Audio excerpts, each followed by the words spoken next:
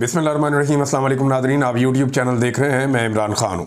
Nadreen, Pakistan Tehreek-e-Insaf ने तो फ़ैसला किया था कि बिला मुकाबला उन्होंने इलेक्शन करवाना है सेनेट का खैबर पख्तूनख्वा में, और वो सेनेट जिसमें अपोजिशन को एक टाइम पे 2 या 3 सीटों की उम्मीद थी, वहाँ पे उन्हें 5 सीटें भी ऑफ़र कर दी, क्योंकि पाकिस्तान तहरीक-ए-इंसाफ को इस बात का डर है कि उनके MPs बिक जाएंगे और उनके MPs जो हैं वो मशकूक हालत में है, यानी उनका कोई पता नहीं है कि ये इधर जाते हैं या उधर जाते हैं या अपना वोट बेच देते हैं।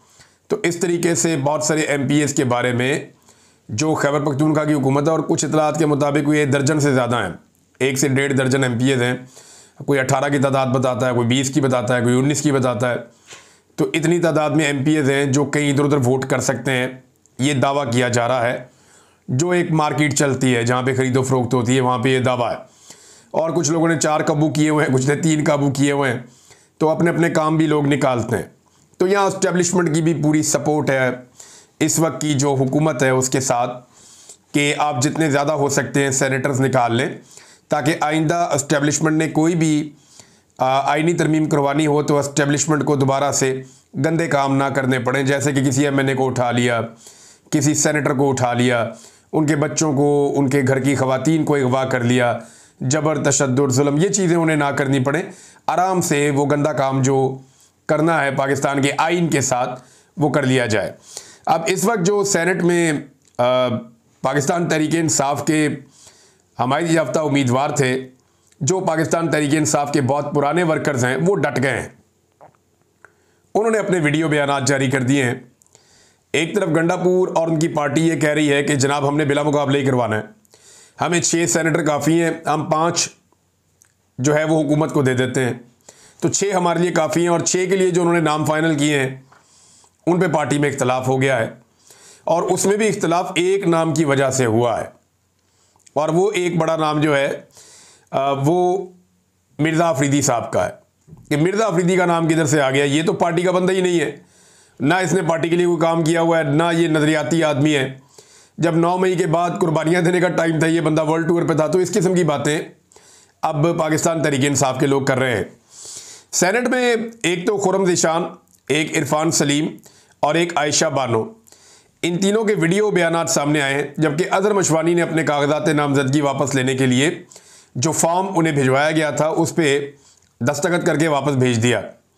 लेकिन ये जो खुर्रम ज़ीशान है, इरफान सलीम है और आयशा बानो है, इन तीनों ने अपना वीडियो रिकॉर्ड भी जारी कर दिया है। अज़हर मशवानी ने जब दस्तबरदार होने का फ़ैसला किया तो उन्होंने ये कहा कि मुराद सईद के बाद अगर कोई सबसे बड़ा हकदार है तो वो इरफान सलीम है। तो मैं विड्रॉ हो जाता हूँ इरफान सलीम के हक़ में, लेकिन मिर्ज़ा अफरीदी को टिकट मिल गया। बहरहाल ये तीनों ने अपना अपना वीडियो बयान जारी किया। वो कहते हैं जी हमारे हाथों पे आप चांद और सूरज भी रख देंगे ना तो हम विड्रॉ नहीं होंगे, हम मुकाबले से बाहर नहीं जाएंगे। ना ये इमरान खान का नज़रिया है। आप सरमायादारों के आगे अपनी पार्टी बेच रहे हैं, और हम ये नहीं होने देंगे, ये एस्टेब्लिशमेंट का गंदा खेल है, हम इसका हिस्सा नहीं बनेंगे। तो इन्होंने कहा जी, खुर्रम ज़ीशान ने, इरफान सलीम ने, आयशा बानो ने वीडियो जारी कर दी। तीनों ने अपनी अपनी अलग अलग वीडियो जारी की है, और तीनों ने यह कहा कि ये किसी सूरत पीछे नहीं हटेंगे। नाज़रीन देखें, पाकिस्तान तहरीक-ए-इंसाफ कैसी जमात है? एक ऐसी जमात है कि वहाँ पे एक गलत आदमी को टिकट मिल रहा है तो रोला पड़ गया।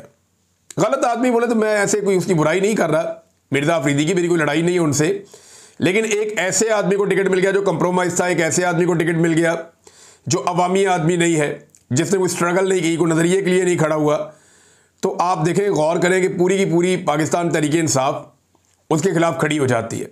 जो रवायती सियासतदान है पाकिस्तान तहरीक-ए-इंसाफ में, या जो इक़्तिदार में बैठे हुए लोग हैं, उनको बड़ी मुश्किल पेश आ रही है कि क्या करें।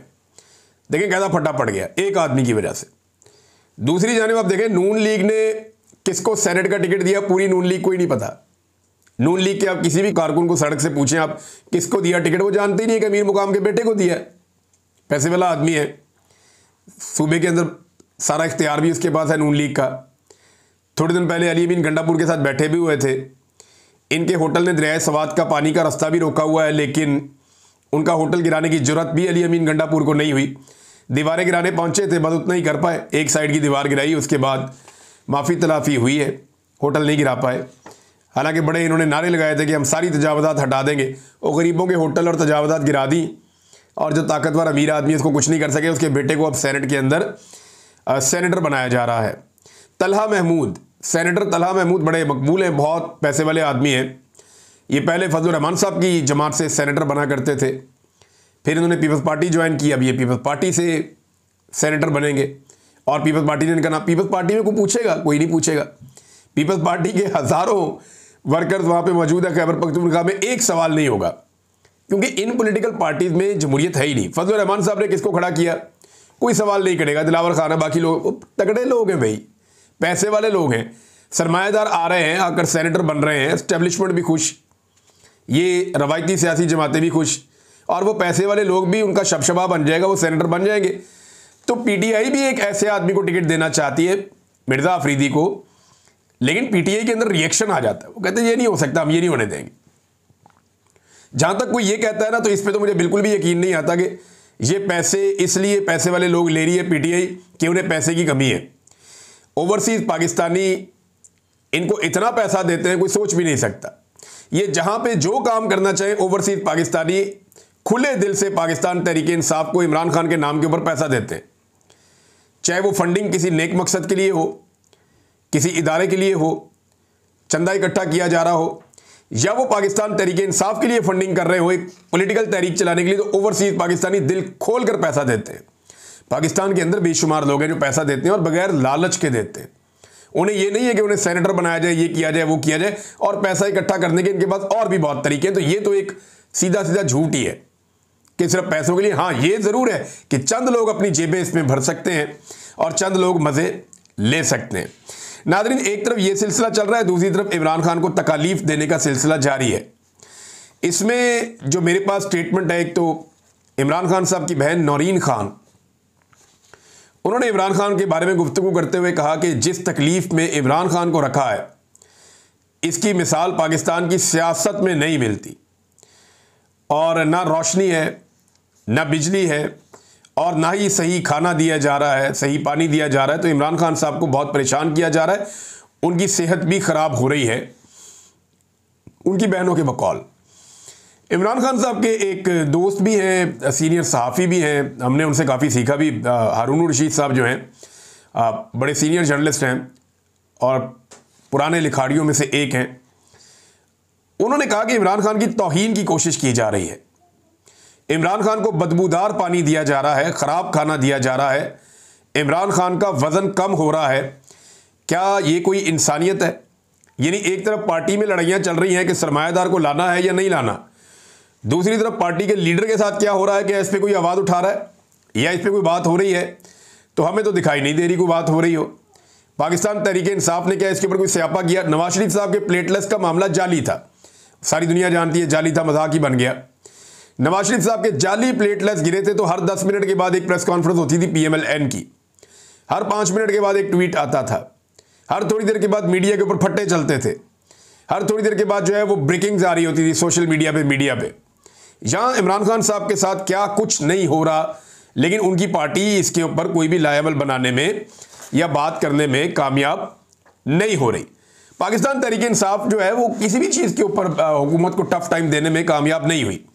मिसाल के तौर पे मैं आपको एक चीज़ दिखाता हूँ, आप ये देखें, ये पेट्रोल के हवाले से पाकिस्तान तहरीक इंसाफ ने, अब थोड़ा सा ये अजीबोगरीब है लेकिन अब सुनने आपके ये ऐसा लगता है कि इससे बड़ी तहरीक चल ही नहीं सकती पाकिस्तान की तारीख में जो पाकिस्तान तहरीक इंसाफ ने चला दी, क्योंकि शेख वकास अकरम साहब ने एक फ़ोटो को ट्वीट कर दिया है। ये बात 1001 जाविये से मीडिया या सोशल मीडिया तो करेगा नहीं, सोशल मीडिया पाकिस्तान के अवाम को समझा चुका है। पाकिस्तान के एक एक आदमी को यह बात पता है जो शेख वकास अकरम साहब ने ट्वीट की है। भाई ट्वीट से आगे क्या करना है, इसके लिए आप निकले खड़े हुए। ट्वीट ये किया जनाब के मौजूदा दौरे हुकूमत में $69 का आलमी मंडी में पेट्रोल है और पाकिस्तान में 284 का डीजल है और 272 का पेट्रोल है, जबकि इमरान खान के दौर में जब $100 का था तो पाकिस्तान में डीजल 145 का था और पेट्रोल 150 का था। आप अंदाजा करें, ये फैक्ट क्या पूरा पाकिस्तान नहीं जानता? पाकिस्तान का एक एक बच्चा जानता है, हर एंगल से उन्हें बता दिया गया है, लेकिन प्रैक्टिकली किया गया पाकिस्तान तहरीक इंसाफ ने इसके खिलाफ क्या किसानों के लिए निकली, मजदूरों के लिए निकली, गरीब आदमी के लिए निकली, बेरोजगारों के लिए निकली, चीनी के खिलाफ निकली, आटे के खिलाफ निकली, बिजली के खिलाफ निकली, गैस के खिलाफ निकली, पेट्रोल के खिलाफ निकली, और किसी एक चीज पर बताएं पाकिस्तान तहरीक इंसाफ निकली और निकल के उन्होंने कहा हो कि ये वो अवामी इशू है। डॉक्टरों के लिए निकल आते, वकला के लिए निकल आते, तलबा के लिए निकल आते, किसी सहाफियों के लिए निकल आते, किसी एक आप बलोच बैठे हुए इस्लामाबाद में उनके लिए निकल आते। उन बलोचों के बाद हुकूमत में बैठी हुई शख्सियात भी जा रही हैं चुप चुपा के, इंसानी हकूक की तंजीमें जा रही हैं, बाकी लोग जा रहे, ये नहीं जा रहे। भाई इकट्ठे होकर जाओ, जाकर उनके साथ खड़े हो जाओ। किसी एक इशू के ऊपर ये अवाम के साथ खड़े नहीं हुए। इस तरह की लीडरशिप इस वक्त पाकिस्तान तहरीक इंसाफ में, ये अपोजिशन काम करेगी। ये डरे हुए और सहमे हुए लोग कि वहां पे माएँ बेटियां, वो बलोच बेचारे आगे वहां बैठे हुए हैं अपने हकूक के लिए कि जबरी तौर पे लापता किया जा रहा है हमारे लोगों को। गिरफ्तारियां की गई हैं मारंग बलोच के लिए, बीबो बलोच के लिए, उनकी बाप के लिए, उन मजदूर आदमी उनके लिए, उन सबके लिए वो आवाज उठा रहे हैं। वो बलूचिस्तान का हक मांग रहे हैं और वहां खड़े इस्लामाबाद में बैठे हुए बेचारे। बारिश होती है, कभी तकलीफ आती है, वो वहीं बैठे हैं, उनके साथ ज्यादती की जा रही। चारों तरफ उनके जो है वो खारदार तारे बिछा दी गई और बसें पहुंचा दी गई है कि इनको उठा के यहां से जबरदस्ती हम वापस बलूचिस्तान तक छोड़कर आएंगे। कैसा जुल्म और जबर है जो इनके साथ किया जा रहा है। वहां इंसानी हकूक की तंजीमें खड़ी हैं, थोड़े बहुत लोग गए हैं, इस्लामाबाद को कॉल किया और उन्होंने कहा जी इस्लामाबाद के लोग निकलें और आएँ और आकर हमारी मदद करें। कौन पहुंच रहा उनकी मदद के लिए? चंद लोगों के अलावा। यह अपोजिशन का काम था ना वहां जाती, लेकिन नहीं गई। लेकिन बलूचिस्तान के लोगों को दीवार के साथ लगाने की जो एस्टेब्लिशमेंट की पॉलिसी है वो जारी है और इससे कुछ नहीं बनेगा। देखें अभी ये पाकिस्तान तहरीक इंसाफ ने लोरालाई में एक जलसा किया, पुरअमन जलसा था। लोग आए, जलसा किया, अपनी बात की और मुंतशिर हो गए। उस पर भी मुकदमा दर्ज कर दिया, कुछ 7-8 दफात भी लगा दी उसके ऊपर तमाम लोगों के ऊपर। ये जलसा इन्होंने क्यों किया? वो जलसा करना भी गुनाह हो गया। जब आप सियासी आवाज़ों को कुचलते हैं, जब आप इंसानी हकूक की आवाज़ों को कुचलते हैं, जो ह्यूमन राइट एक्टिविस्ट हैं, जब आप उनको दीवार के साथ लगाते हैं तो फिर दहशत गर्दों को आप एक्चुअली मौका दे रहे होते हैं। इतनी सी बात पाकिस्तान की एस्टेब्लिशमेंट को समझ नहीं आ रही कि जितना ज्यादा आप सियासी आवाज़ों को कुचलेंगे, जितना ज्यादा आप जमहूरी आवाज़ों को कुचलेंगे, उतना ज्यादा मौका मिलेगा और तकवीयत मिलेगी दहशतगर्दों को। ये इतनी सी बात इनकी मोटी खोपड़ी के अंदर नहीं घुस रही और 70 साल से पाकिस्तान का नुकसान करते चले जा रहे हैं, करते चले जा रहे हैं। इसी आकड़ के अंदर परवेज मुशर्रफ ने भुट्टी साहब को कत्ल कर दिया था। भुट्टी साहब को कत्ल कर दिया इसी आकड़ के अंदर। वहां पे भुट्टी शहीद हो गया और उसके बाद से लेकर अब तक लाशें ही उठा रहा है बलूचिस्तान और कुछ भी नहीं हो रहा। तो अकबर भुट्टी साहब के साथ जो भी किया गया उसका खुमियाजा पाकिस्तान भुगत रहा है, बलूचिस्तान भुगत रहा है। अगर उस वक्त मोटी खोपड़ी में यह बात आ जाती कि इस बुजुर्ग आदमी को मार के क्या मिलना है, बैठो बात कर लेते हैं। इनकी एक शिकायत है एक लेडी डॉक्टर को लेकर और एक फौजी को लेकर जिसने उसका रेप किया था मुबैना तौर पे। भाई ये शिकायत सुन ली जाती तो मामला कहीं का कहीं चला जाता। वो तो बार बार बैठने के लिए तैयार थे, सियासतदान जाकर उनको मिलते थे, वो कहते थे आओ बैठो बात करते हैं। लेकिन जो उनके साथ किया गया उसके बाद नताइज आपके सामने और आज तक हम भुगत रहे हैं। तो मोटी खोपड़ी के दिमाग में ये बात अभी तक नहीं आ रही कि ये करना क्या है। यानी इनको मारते ही जाना है, जो जमहूरी आवाज़ उठे उसको कुचल देना है, जो कानून और इंसाफ की और आइन की बात करे, इंसानी हकूक की बात करे, उनको कुचल देना है। और यही कुचलते कुचलते इन्होंने एक्चुअली बलूचिस्तान को एक वॉर जोन बना दिया है और आज वहाँ अमली तौर पे हुकूमत की रिट वैसी नहीं है जैसी एक हुकूमत की रिट अपने एक मुल्क के खित्ते के अंदर, एक इलाके के अंदर होनी चाहिए। बहरहाल अब ये वहाँ पे बसें पहुंचा दी गई हैं, खारदार तारें लगा दी गई हैं। पाकिस्तान का मीडिया बिल्कुल कवरेज नहीं कर रहा, बिल्कुल कवरेज नहीं कर रहा। हालांकि इस मामले में पाकिस्तानी मीडिया को कवरेज करनी चाहिए थी। मारंग बलोच साहबा ने एक ट्वीट किया है, उनके अकाउंट से ट्वीट हुआ एक्चुअली। और डॉक्टर मारंग बलोच और बलोच यकजहती कमेटी की क़यादत के रिमांड में 15 रोज़ा तौसी से बलूचिस्तान में अदालत की हैसियत मज़ीद अयां हो गई है। डॉक्टर मारंग बलोच और बलोच यकजहती कमेटी की क़यादत गुज़िश्ता 4 माह से गैर कानूनी तौर पर कैद हैं। इस तमाम अरसे में अदालत और मुअज़्ज़िज़ जज साहिबान अदालती गैर जानिबदारी और इंसाफ के तकाज़े पूरे करने में मुकम्मल तौर पर नाकाम रहे। हर फैसला जानिबदारी और नाइंसाफ़ी पर मबनी था, जिससे बलूचिस्तान में अदलिया की हालत और हैसियत मज़ीद अयां है। आज डॉक्टर मारंग और उनके साथियों को चोर दरवाजे से कोर्ट रूम में पेश किया गया ताकि हमारे वकला को रसाई ना मिल सके, लेकिन इसके बावजूद हमारे वकला वक्त पर पहुंच गए। पुलिस ने आज 10 रोज़ा रिमांड की रिपोर्ट पेश करनी थी, लेकिन इसके बजाय साबका रिमांड की रिपोर्ट दिए बगैर मजीद 15 रोज़ के रिमांड की दरखास्त कर दी।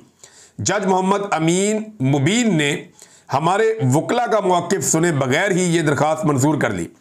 ना हमें बोलने का मौका दिया गया, ना कानूनी तकादे पूरे किए गए, जो इस खदशे को मजीद तकवीत फराहम करती है कि बलूचिस्तान में अदालतें भी खुफिया इदारों की मर्जी और दबाव पर काम कर रही हैं। हम तमाम बाशऊर और बाज़मीर लोगों से अपील करते हैं कि इस नाइंसाफ़ी के खिलाफ आवाज़ बुलंद करें और मजलूमों का साथ दें। पाकिस्तान में नाज़रीन एक ऐसा लगता है पुलिस स्टेट बन गया है, हर तरफ जुल्म है, जबर है, फसाद है। पंजाब की हालत आप देखें ना, ये जो अभी 9 मई वाले मुकदमात हैं, इनको जिस तरह रात रात तक चलाया गया 2 साल गुजरने के बाद, आज 2 साल हो गए हैं, और 9 मई के मुकदमात का ट्रायल इस अजीब तरीके से हो रहा है कि समझ ही नहीं आ रही। यानी गवाहान की जो हालत हुई है, जो स्टार गवाहान है 9 मई के हवाले से, उनकी जो दुर्गत बनी है वो पूरी, मैं एक रिपोर्ट मेरे पास आई थी, मैं पढ़ रहा था, लगभग वो 40-45 सफ़ों की है, तो मैंने उसको जितना पढ़ा है मैं सर पकड़ के बैठ गया हूँ कि भाई ये किस तरह के मुकदमे बनाए हैं पाकिस्तान की हुकूमत ने। यानी मैं चंद चीज़ें आपके सामने रखता हूँ। इसमें जो जरा की है मियाँ अली अशफाक साहब हैं, और बुरहान मुअज़्ज़म एडवोकेट साहब हैं, सिकंदर जुल्करनैन साहब हैं, राना अब्दुल मारूफ साहब हैं, मियाँ वहीद अजीज़ साहब हैं, हसन शाह एडवोकेट हैं, और दीगर कुछ और वकला हैं। इन्होंने ये जरा की है इन पुलिस वालों पे, इन स्टार गवाहान पे। अब किया क्या, उस वक्त जो हुकूमत मौजूद थी मोहसिन नकवी की, उस दौर में ये केसेस बनाने वालों ने ये किया कि जो जो बंदे उन्हें लगता था ना कि वफादार हैं, यानी ये एस्टेब्लिशमेंट की मर्जी के मुताबिक ही चलेंगे, लाइन चेंज नहीं करेंगे, वो जिन जिन थानों के तो सारे इकट्ठे कर लिए। इसको भी गवाह बनाओ, उसको भी बनाओ, उसको भी बनाओ, तू इधर आ, तू भी गवाह है, तू भी गवाह है। और भाई ये तो पहले चेक कर लेते कि ये लोग नौकरी कहाँ कहाँ पे कर रहे हैं। अब जो हकायक सामने आ रहे हैं वो बहुत अजीब है। मैं चंद चीज़ें सिर्फ आपके सामने रखूंगा, सारी अभी आपके सामने मैं नहीं रख रहा क्योंकि बहुत टाइम लग जाएगा, बड़ी लंबी रिपोर्ट है। यानी आज तक जो तफ्तीशी अफसर है उसका क्लेम है कि 9 मई एक साजिश है, और वो साजिश जहां पे बनी वहां हमारा बंदा बैठा हुआ था टेबल के नीचे, 2 फुट की टेबल के नीचे 6 फुट का आदमी घुसा हुआ था। वो कहते नहीं, हमारा बंदा वहां बैठा हुआ था, और तफ्तीशी ने 9 मई की साजिश तैयार होने वाली जगह का आज तक दौरा नहीं किया, विजिट ही नहीं किया, गया ही नहीं वहां पे तफ्तीश करने के लिए। सबसे बड़ी बदनीयती तो ये है। दूसरा, वो बंदा ये साबित ही नहीं कर सका कि वो उस दिन वहां पे मौजूद था। ना कोई CDR, ना कोई कॉल रिकॉर्ड भी कोई नहीं, CCTV फुटेज भी कोई नहीं। इसके अलावा इमरान खान साहब के अपने घर में CCTV कैमरास लगे हुए थे, वो फुटेज भी कोई नहीं। वहां से सारा कोई पुलिस ही ले गई है ना, और कहां पे है? ना वहां पे CCTV फुटेज है, ना वहां पे सेफ सिटी कैमरास उनका रिकॉर्ड है, ना रोजनामचे के अंदर कोई रिकॉर्ड है। किसी जगह पे कोई रिकॉर्ड साबित नहीं करता कि इन लोगों ने कोई तफ्तीश की है या ये बंदे वहां पे गए, बल्कि बंदे छुट्टी पे थे उस दिन। ये देखें आप। और जो डंडे बरामद किए गए, जो डाले गए सारे लोगों के ऊपर, वो जाए वकुआ से 1 महीने के बाद कैंट के एरिया से डंडे बरामद किए हैं इन्होंने, 1 महीने के बाद। अब आप अंदाजा करें कि 1 महीने के बाद डंडे बरामद किए, जब सवाल किया गया वहां पे सफाई होती है जी, रोजाना सफाई होती है, रोजाना वहां पे सफाई वाला अमला आता था, डंडे की आसपास की जगह साफ करके चला जाता था, डंडा वहीं पे सड़क पे पड़ा रहता था। ये है इनकी तफ्तीश और ये है इनके मुकदमे। यानी आपको हैरत नहीं होती, 30 डंडे थे मार कुटाई वाले, वो डंडे वहीं पड़े हुए हैं, 30 दिन तक पड़े हुए हैं। सॉरी, डंडे तादाद मुझे याद नहीं, लेकिन डंडे 30 दिन तक वहीं पड़े हुए हैं। 30 दिन तक रोजाना सफाई वाला अमला आता था, डंडे के आसपास सफाई करता था और डंडे को हिलाए बगैर चला जाता था। उसे ख्वाब आ रहा था कि ये डंडा कल को अगर पुलिस ने 30 दिन के बाद बरामद करना है। अंदाजा करें, वो वहां पे जो इन्होंने मेडिकल लीगल रिपोर्ट जो पुलिस वालों ने बनवाई अपनी कि जनाब हम जख्मी हो गए थे, और वो भी तकरीबन को 3 हफ्ते के बाद जाके बनाई। वो डॉक्टर कहते नहीं हमारे पास आए तो ये जख्मी तो नहीं थे, बाद इनके बयान भी हमने बना के दे दी, जो सानू गया ऐसी बना के देता। आप अंदाजा करें नाजरीन के कैसी अजीबो गरीब किस्म की तफ्तीश की गई है। यानी दुनिया के किसी भी मुल्क में, कीनिया में अरशद शरीफ को इंसाफ मिल गया, आप अंदाजा करें। वहां की अदालतों ने कह दिया ज्यादती है, गलत है, झूठ बोल रहे हैं, ऐसे हुआ ही नहीं, ये कोई ऐसा नहीं था, ये जानबूझ के इंसान को कत्ल किया गया। कीनिया की अदालतों ने अरशद शरीफ को इंसाफ दे दिया, पाकिस्तान में उनको इंसाफ नहीं मिल रहा। और ये आप चेक करें कि पाकिस्तानी अदालतों के अंदर ये जो मामला चल रहा है, ये जरा अगर दुनिया के किसी और मुल्क में हुई होती, ये सारे गवाह और ये सारे तफ्तीशी इस वक्त सलाखों के पीछे होते, ये जेलों के अंदर होते 9 मई के मुकदमे बनाने वाले। लेकिन मामला कुछ और है। एक और इंटरेस्टिंग फैक्ट यह है कि तफ्तीशी अफसर थाना फैक्ट्री एरिया का SHO है, जो जिना हाउस के वाकये की तफ्तीश कर रहा है। और ये उधर आता ही नहीं है। भाई जिन्ना हाउस जो है वो उधर थाना सरवर रोड किस तरफ है, या उसका थाना दूसरा है जिन्ना हाउस का, उठा के कितनी दूर एक और थाना है, वहां पे एक तफ्तीशियों से तफ्तीश करवा रहे हैं, हालांकि ये थाना उसकी हदूद में ही नहीं आता। ये एक और बहुत बड़ी अजीब चीज है, अपनी मर्जी का ऑफिसर वहां मेरा होने का, उत्थे जाके करवा लो तफ्तीश। और डॉक्टर कह रहे जी 20 दिन बाद ये लोग हमारे पास लाए गए, इनका कोई तिब्बी मुआयना नहीं किया गया, जो हुक्म दिया गया वो हमने लिखकर दे दिया। डंडे 30 दिन बाद डंडे सोटे वादे बरामद कर लिए। और बहुत सारे अजीब अजीब मजाक है नाज़रीन, मैं तो पढ़ के हैरान रह जाता हूं कि कोई रिकॉर्ड कोई सबूत ये पेश ना कर सके। इवन FIR की तारीख और वक्त के हवाले से भी पुलिस और तफ्तीशी टीम जो है वो जस्टिफाई नहीं कर पा रही। ये हालात है। और नाज़रीन ये हालात पैदा किन लोगों के लिए किए गए? जो तारीख के नालायक तरीन लोग हैं, जो एस्टेब्लिशमेंट के साथ डील करके आए हैं। मोहम्मद जुबैर साहब ने एक मरतबा फिर गवाही दे दी इस हवाले से। उन्होंने कहा, ये PMLN के साथ थे ना पहले, तो उन्होंने कहा कि मैंने मरियम नवाज के कहने पर बाजुआ से मुलाकात की, जो बहुत बड़ी गलती है और उसकी कीमत चुकाई, काश ये मुलाकात ना की होती।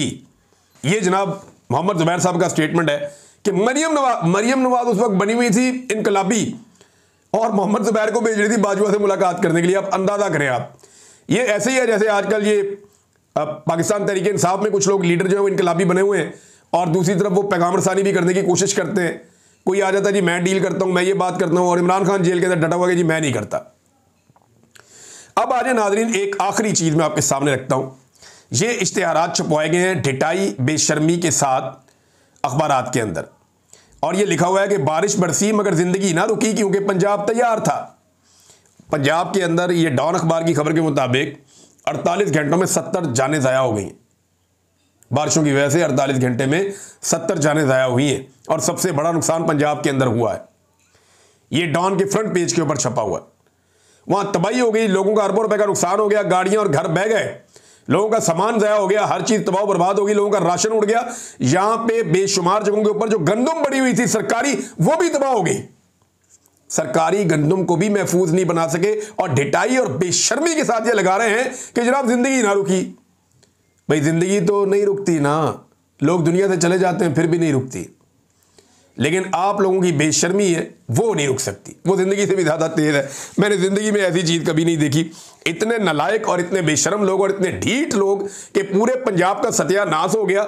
बजाय इसके कि उन बंदों को तोड़े, बजाय इसके कि पानी के रास्ते खोले, बजाय इसके कि जो इलीगल सोसाइटीज बनी हुई हैं उनके NOCs कैंसिल किए जाए, बजाय इसके कि इसके ऊपर इंक्वायरी की जाए, बजाय इसके कि इन सारी चीजों को वापस ठीक किया जाए, ढिटाई के साथ अखबारों में इश्तिहार लगाने जनाब हम तैयार थे, बेड़ा गर्क करवा दिया और ये तैयार थे।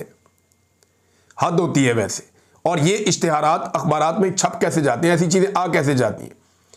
मैं आपको ना अगले वीलॉग में अखबार के हवाले से एक चीज दिखाऊंगा, फिर फैक्ट आपके सामने रखूंगा। अब तक के लिए इतनी अपना ख्याल रखिएगा, अपने इस चैनल का भी। अल्लाह हाफ़िज़।